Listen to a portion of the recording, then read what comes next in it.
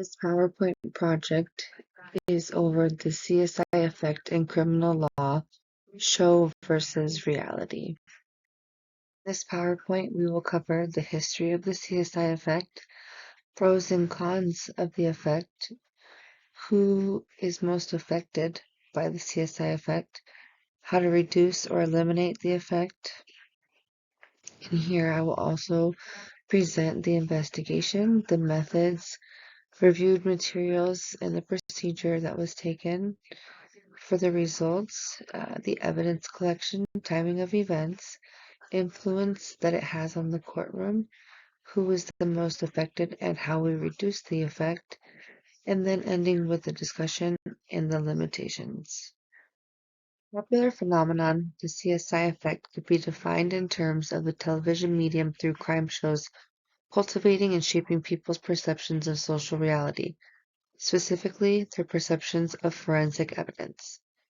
The show started in the fall of 2006 and took off quickly, easily becoming one of the #1 watched shows on television. Many attorneys, judges, and journalists have claimed that watching television programs like CSI has caused jurors to wrongfully acquit guilty defendants when there is no scientific evidence that has been presented. This so-called effect was promptly dubbed the CSI effect, putting much of the blame on the popular television series. One of the biggest things the jurors want to know is who was at the scene and what evidence was present to prove that. Court proceedings are hardly mentioned or even shown on these shows. Rather, the show is centered mainly on forensic evidence. New technology will push forensic evidence to become easier to discover, and the jurors will continue to use that more in their prosecution decisions. History of CSI and CSI effect. Crime Scene Investigation, also known as CSI, first aired on October 6, 2000, and ran for 15 consecutive seasons, with the final season airing on September 27, 2015.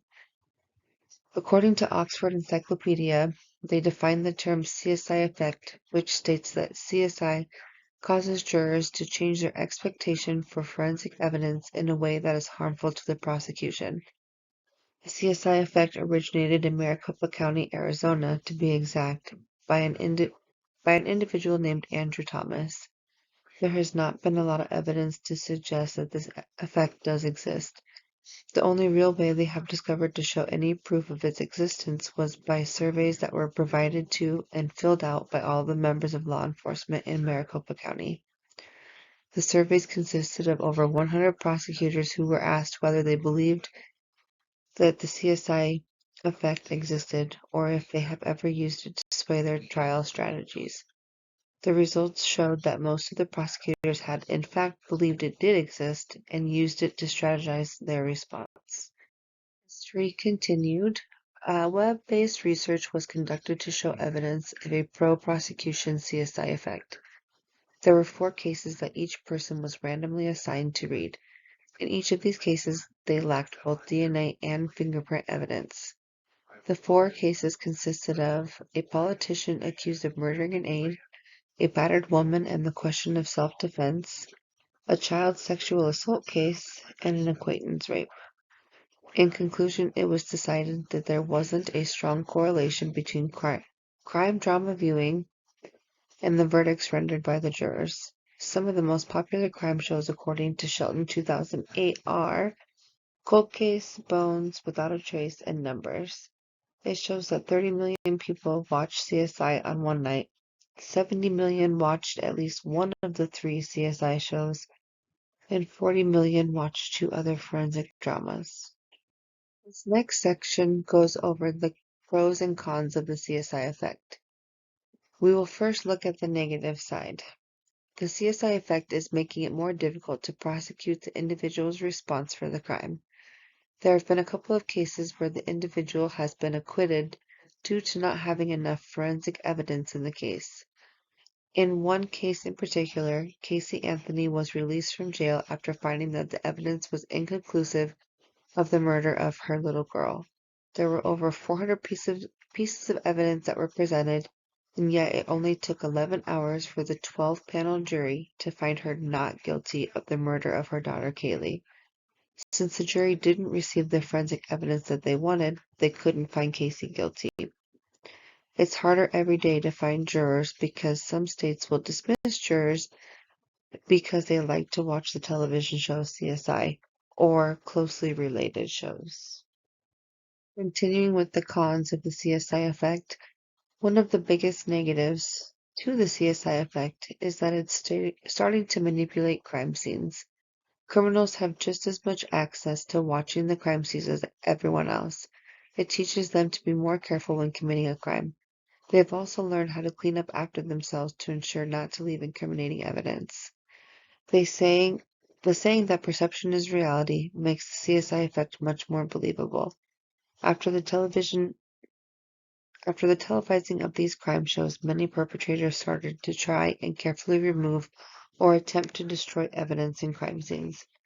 Defense lawyers are finding it more and more difficult to explain the probability of DNA to jurors, which takes up valuable time during the trial. We have to remember that DNA is measured by probability and not by certainty. Pros of the CSI effect. There are positives to the CSI effect. One of the most important ones is that jurors are becoming more knowledgeable. The only downfall to being more knowledgeable is that they start to think they know more than they actually do. Another positive is that there has been an increase in interest in the criminal justice field. Those individuals who are often overlooked in their profession are starting to come more to light, and it's making others more aware of what they do. There has been a large increase in the number of students who are interested in forensic science programs in universities.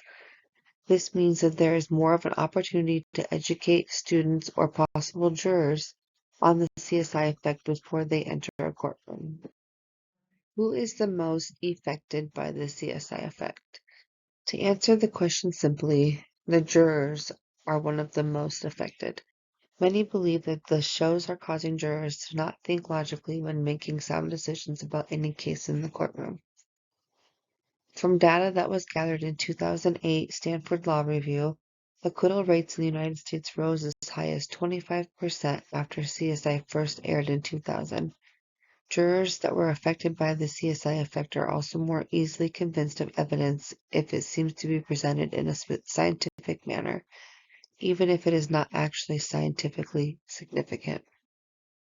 Some ways to reduce or alleviate the effect include ideas that have been talked about are asking jurors about their viewing habits when they do the jury selection.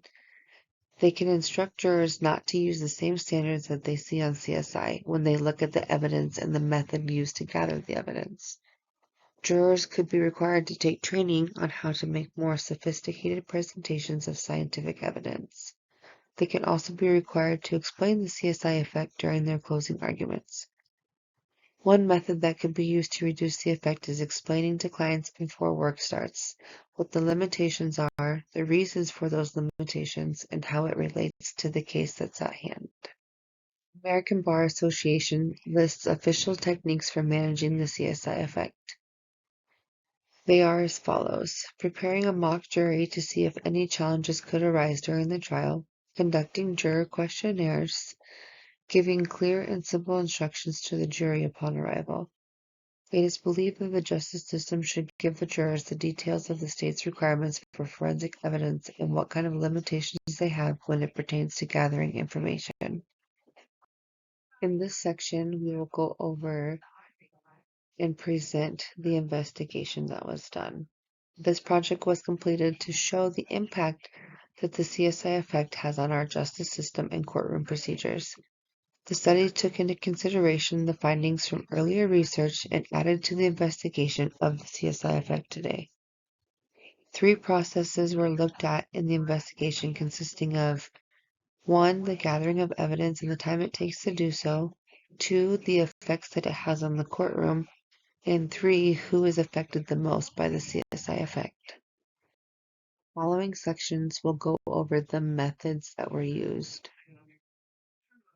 We will also go over the reviewed material, which consisted of 3 different shows that were used to collect the data used in this research. CSI Crime Scene Investigation, Criminal Minds, and Law and Order SVU were the three shows that were reviewed. The main tools used by the investigator were Netflix and Peacock. The steps in the procedure are as follows. 1. The principal investigator was able to identify 3 of the most popular crime dramas viewed overall. 2. They then viewed 4 episodes of CSI, which include Season 1, Episode 16, Season 10, Episode 2, Season 15, Episode 8, and Season 9, Episode 14. After viewing episodes of CSI, they viewed 4 episodes of Criminal Mind, which includes Season 13, Episode 12, Season 14, Episodes 1 and 14, and Season 16, Episode 7. Finally, 4 episodes of Law and Order SVU were viewed, which includes Season 1, Episode 17, Season 21, Episode 9, Season 23, Episode 6, and Season 25, Episode 2. In total, 12 episodes were viewed to gather and document the information that was related to the identified themes that were previously mentioned. In this section, we will go over the results. Evidence collection and the timing of events. The characters in the popular crime dramas that were viewed tend to show up on the scene and immediately start to touch or take pictures of a scene without waiting for the actual forensics team. The typical amount of time for a crime scene to be cleared and all evidence to be collected is around 1 to 2 days. If the crime is committed in more than one location, it will take longer to collect. In these shows, it depicts that it takes a lot shorter time than it does in real life. A wide variety of physical evidence can be collected at a scene that is deemed valuable or probative for collection and investigation. And those things include biological evidence, which would be blood, body fluids, hair, and other tissues. Latent print evidence, which is fingerprints, palm prints, footprints, footwear, and track tire evidence. Trace evidence, which means fibers, soil, vegetation, glass fragments, etc. Digital evidence, cell phone records, internet logs, mail messages. Tool and tool mark evidence, drug evidence, and firearm evidence. Continuing with evidence collection and timing of events, most of the evidence that is collected from the crime scenes in the television shows is focused on blood and fingerprints. While major evidence such as fingerprints and blood are arguably the best ways to identify a person, it is not the only evidence that is needed in the investigation. A huge thing that was taken away from the crime shows was the fact that the investigation team didn't wear gloves to the crime scene. In real life, you will always find that the investigative team wears gloves before entering any crime scene. They also don't enter until they know that all hazards are gone and that it is okay for them to enter. Influence that the CSI effect has on the courtroom. Our legal systems demand proof beyond a reasonable doubt before the government is allowed to punish an alleged criminal. Many times jurors demand scientific evidence even when there is no scientific evidence to present. When it comes to evidence and being able to present the evidence, the attorneys must be able to make sense of it first. Inconsistencies in the evidence will also make it difficult for the attorney to present it to the court.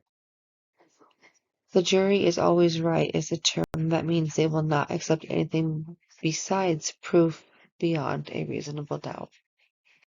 Continuing with influence on the courtrooms. Courtrooms also have a certain number of expectations that are set for how the procedures go.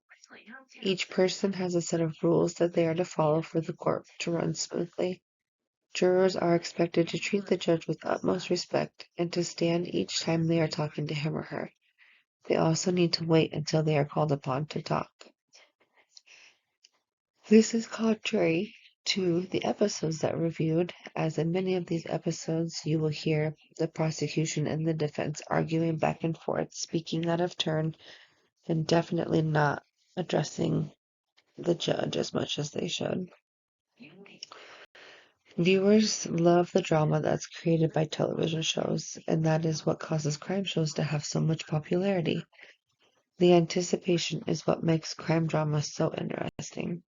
It keeps the viewers on the edge of their seats. In this section, we will go over who is the most affected and how we can reduce the effect.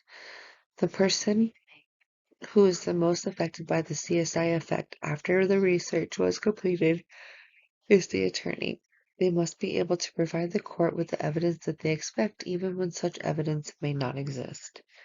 Jurors will set a level of expectations that the lawyers must meet, and if they can't meet that level of expectation, then they dismiss the case. It also puts a bigger burden on the judge because they must make a decision based on the information that was given to them by the lawyers and jurors. If the evidence doesn't match what the attorney presents, the case most likely will come to a standstill. Continuing, research shows that for the last few years, forensic scientists and members of the judiciary have shared anecdotes about jury members being astonished if there was no forensic evidence, particularly DNA, presented in a case, even if the case does not require such evidence, because that's what they've become used to seeing on TV. This means that there is more pressure put on forensic scientists who must find the evidence of the crime scenes. Another person who is greatly affected by the CSI effect are the victims of the case. The downfall to this is that the victim, who has already suffered, will have to go through pain and suffering again if their offender is let go. One way we can work to alleviate or reduce this effect is teaching jurors more about the CSI effect. To teach the jurors about the effect, we will need to brief them on the case before the proceeding. One method may be explaining to clients before work commences what the limitations are, the reason for the limitations, and how it relates to the case at hand. In this section, we go over the limitations. The greatest limitation in this case is the number of episodes that were viewed. Out of the multitude of episodes available, only 12 episodes were viewed to gather information. The difference in the shows that were viewed also varied the results. There are so many different crime show options out there, and choosing only 3 was difficult. Having a variety of avenues to examine the CSI effect would alter the results of these findings as well. Then we can see that deciding whether a person is guilty of their charges is a hard task when the evidence is inconclusive. Many times the jury will get wrapped up in making sure that the forensic evidence is perfect and end up acquitting a person who is actually guilty of the crime. Casey Anthony walked free after possibly killing her 2-year-old daughter. So many of those jurors are still haunted by their decision to acquit her, but since the bar is set so high to prove the evidence, they said they just didn't have the amount of evidence they needed to lock her away. There is simply not a yes or no answer when it comes to evidence. When you get like-minded people together, and you get people who come across other people who also believe in the CSI effect, it becomes almost what people call self-confirmatory.